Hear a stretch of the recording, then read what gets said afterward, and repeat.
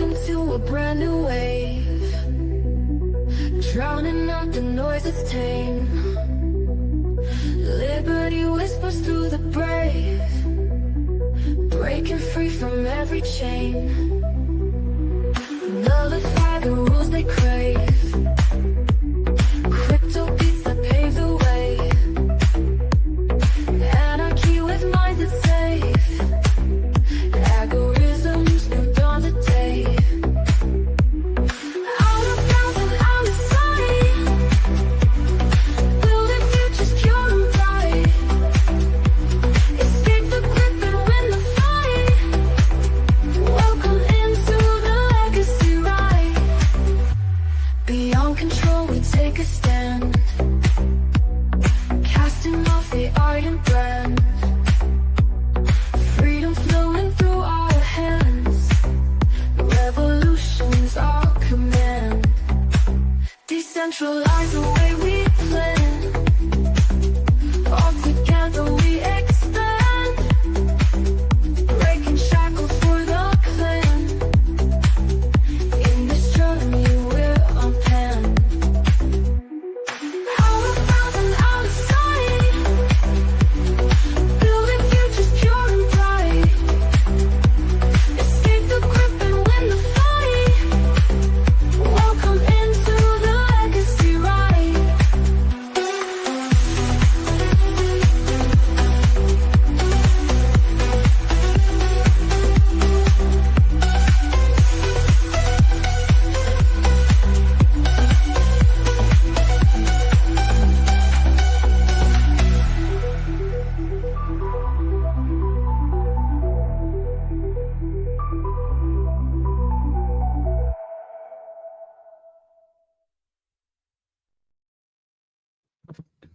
Welcome to another edition of the Legacy Rights Legacy News. Half an hour or so. Ep.3. I am the legacy of Jennifer and Kaiser. And we got Roger Ver speaking. He spoke last night on Tucker Carlson. What do you think about that, Andrew? Welcome in, by the way. Hey, Andrew Joseph. welcome to the news. Oh So, man, that was a good episode with Tucker Carlson. It was a little short for my taste. I appreciate it when it's a little longer, but I understand the situation. So yeah, that's the very thing. I mean, informative. 40. It is. What Roger's always been very informative in his takes on and his perspective on everything going down in the world, specifically of crypto. I mean, the man knows too much, way too much. I mean, he is an entrepreneurial genius that has been effed up the rear by the government for probably his entire adult life. So Yeah, there's a reason why he left. early 20s. Yeah, Yeah, 21. he made it clear exactly in that interview that exact fact. I mean, who gets charged for selling firecrackers unlicensed off of eBay and receives 10 months off of a plea deal in federal prison when you know damn well that everybody else is doing it as well, especially back then at the onslaught of eBay getting started, Yeah, unless mean- you piss some people off. he set himself on a path he didn't even mean to do. It was just how it was. Mhm. Yeah. So are you saying that? Well, he's No, just go ahead. reacting like a normal person would react, especially in the world of politics, and it's blood sports and politics. And he was 21. That's young to be doing these kind of things. So he's a go-getter from the very beginning. Yeah. Well, he was 21, running for state representative, right? Yeah. Yeah. So He- that's a little he young won- to get into politics, but I understand. And you're able to. That's the brilliance of low level politics, low level political careers. You can get in there pretty quick and pretty early. We want to change things from within the system. Obviously, he realized that from the start that you Yeah. can't change from the system. So, and he went on a more marketable task, and kind of revered himself into the economics of society rather than the politics. I mean, specifically when he was able to get into Bitcoin at the right time, and he's not called Bitcoin Jesus for no reason. No, he's So, he was at the right place at the right time. He had the right knowledge, which is very crucial mhm. for the roadmap he's on in life. So So yeah, and speaking of what he discussed, one of the he did go very much into detail for how the hijacking of Bitcoin took place, transitioning from why exactly did they bring him down this time, and why he's looking at 109 years if he gets extradited back to the United States for tax stuffs when he hasn't been a U.S. citizen for 10 years yeah, on shit that he wasn't going to be taxed to begin with at the time of being a U.S. citizen. Now they want to tax him on his crypto assets. yep. Interesting. And it happened about what, 2 or 3 weeks after the publishing of hijacking Bitcoin. Why don't you? Speaking of hijacking Bitcoin, I'd like to know your take on what hijacking Bitcoin really means to you. Was this a fed up? I mean, it definitely smells like it just from the very beginning. Um, Hmm. CIA getting involved with the software developers, asking questions, censorship starts rolling in. I mean, it's color revolution, right? You gotta control the flow of information and you know opt quickly to make sure that you have all your bases covered. Well, why Very, don't we have Roger? Why don't we have Roger himself from his mouth kind of explain the hijacking of Bitcoin for our viewers? okay. Because I think he's just better fit for it, right? Yeah. So that's not the one I wanted, but you know what? It'll work.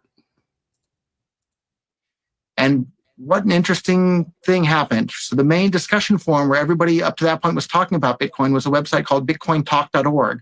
And suddenly when it was getting some media attention around the world and international newspapers, this forum that had worked wonderfully up to that point where people could discuss things became flooded with bots, just posting comments that were just, fluff and made literally, they DDoSed the forum to the point that it was unusable. And anybody that came there because they heard about Bitcoin in the media that week, they weren't able to learn about it because there's just so many posts saying, buy, sell, oh no, and just saying nothing of any substance whatsoever.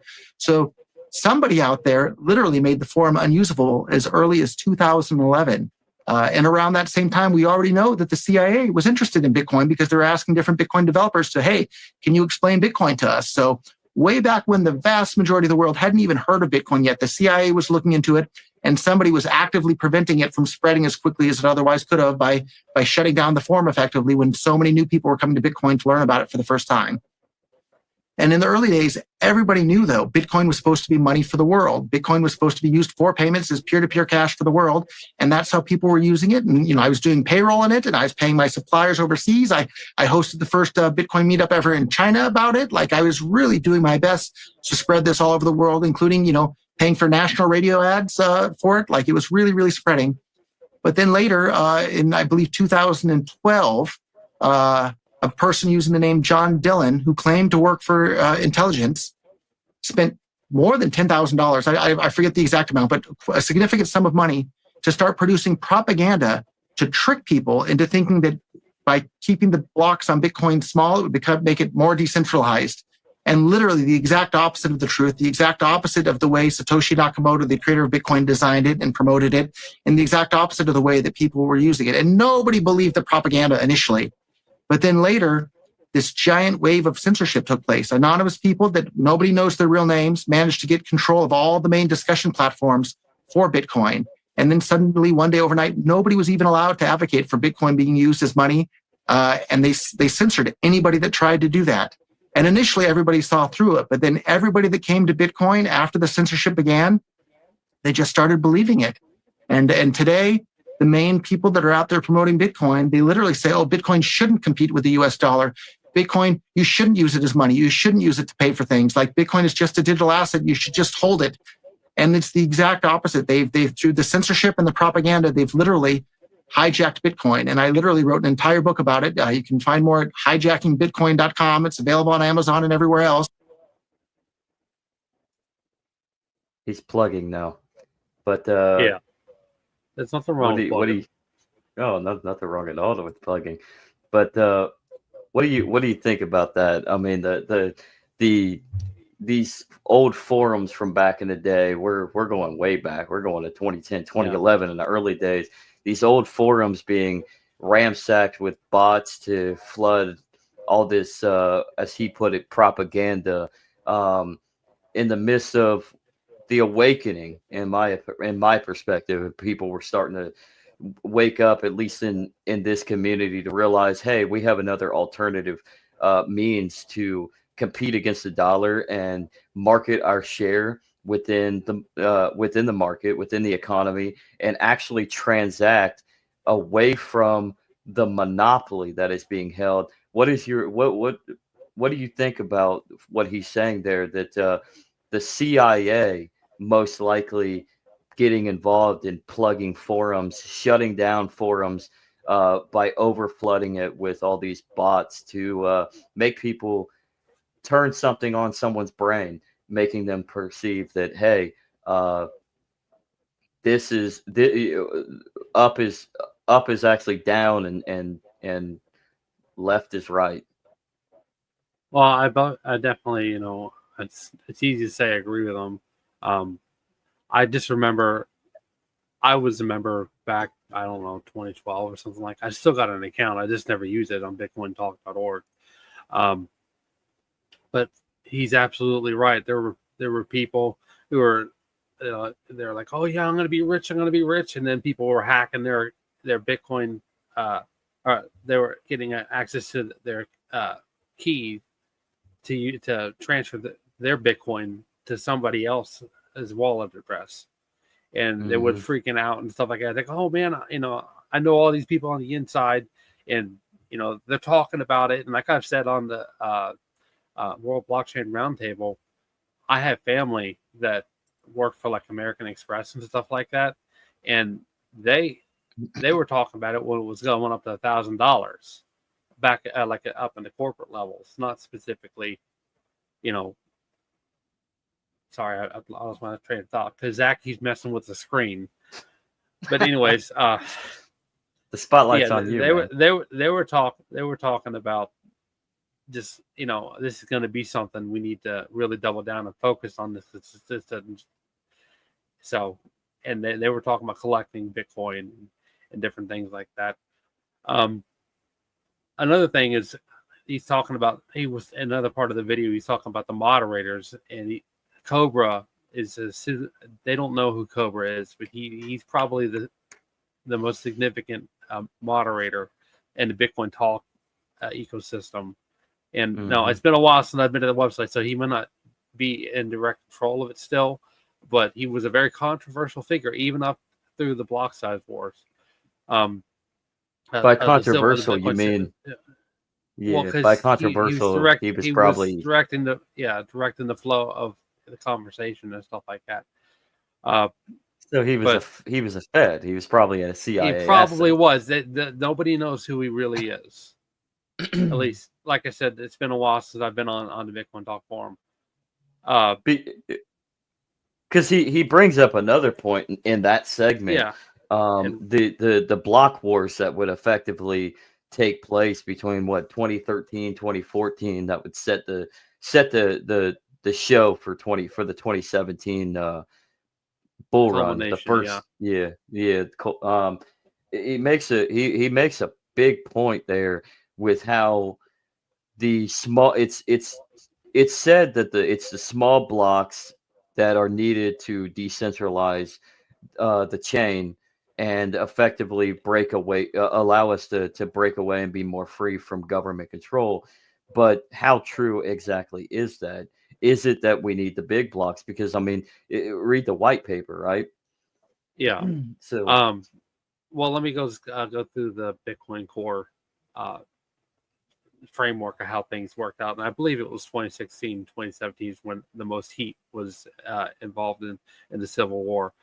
But basically, they had an agreement called segregated witness, and mm, both sides, like what Roger said in this Tucker Carlson interview, both sides had come to the conclusion, okay, we're not going to win and keep the chain together as one consistent project if we can't compromise. And so they came with a compromise, and they agreed to the compromise, and then there was supposed to be a second implementation called segregated witness 2x. And what they did, they removed a significant part of the framework for the block size in order to make more room, but it kept a fingerprint on the transaction, if I remember correctly. It's been a while. It's 2016, 2017, so it's almost 10 years, or well, 8 years. But that fell through, and so Bitcoin Cash forked from Bitcoin Core, and it wasn't even like a very big public thing. It just kind of happened quietly. They had a whole bunch of different implementations in Bitcoin XT and several other nodes lost out to Bitcoin Cash node, which is the Cash node now. But it's been chaotic. There's been forks and forks after that, because the people that were implementing the node for Bitcoin Cash, they kept doing hard fork after hard fork, and eventually there was 2 splits after that. It's Bitcoin Cash Satoshi Vision, which is aired by Craig Wright, and spearheaded like a public figure by Craig Wright. And then there was ABC. Whatever happened to Craig Wright? He got in a lot of lawsuits trying to say that he was Satoshi Nakamoto, and eventually it was publicly disproven on the blockchain that he's not Satoshi Nakamoto, because he claimed to have ownership of certain Bitcoin wallets that he could sign, and then people sign the exact opposite direction of what he said he was going to do. So I mean, I don't think anybody ever is going to figure out who Satoshi Nakamoto really is, or they are. I mean, it's conspiracy brain on. Let's put the tinfoil hat on. Could Satoshi Nakamoto actually be the CIA? I don't think so. I don't either, but it's a great conspiracy theory in my opinion. It is. Maybe it's a counteractor within the CIA, FBI, something like that. Could be. I mean, we'll never really know. This is all speculation. So could be. So speaking of counteractors, want to bring that up? Want to bring that up there? Sure. This is a tweet. I forget where I actually put it on. I think it was it was an ANCAP Air tweet that I threw up, and I said, actually click on mine, and I forget exactly what ANCAP Air said. So this is what ANCAP Air actually said. You might have to scroll up. Yeah.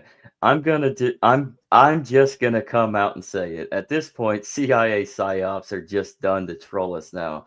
So in response to that, I said the most notable CIA troll was the hijacking of Bitcoin. # free Roger. So you can go. And then this gentleman. And then this we're not gonna say gentleman. I don't know if it's a gentleman. Yeah. Maybe it's a gentle woman. Who knows? Maybe it's just a bot. It's a Gentile. It's a Gentile. Maybe it's a Gentile. Maybe it's a Gentile. It's Goyim. But they haven't. Instead, they have brought I don't even know what. Instead, they have brought the idea that powers it to the forefront of the world. To a certain extent, I agree. I mean, he needs to brush up on his grammar, or she, Yeah. or it needs to brush up on its grammar. But to a certain extent, yes, you do have a point.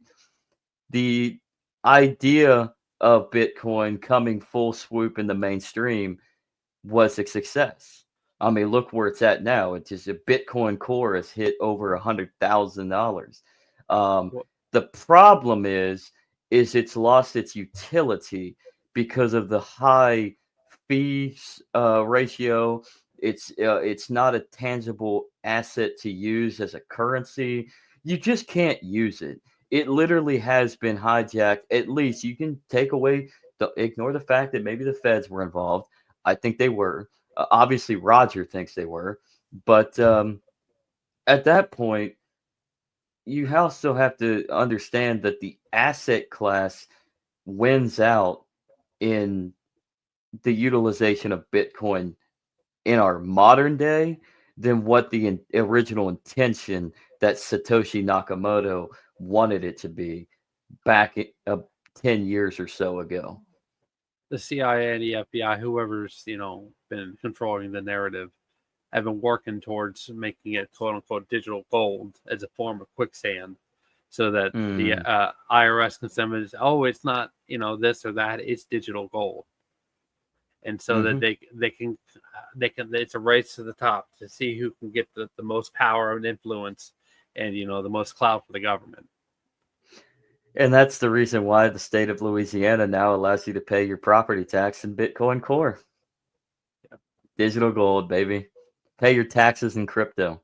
It's the reason why El Salvador is attaching away from all the other mundane bullshit that has brought the country to its knees economically, and taking on a proactive approach of utilizing Bitcoin.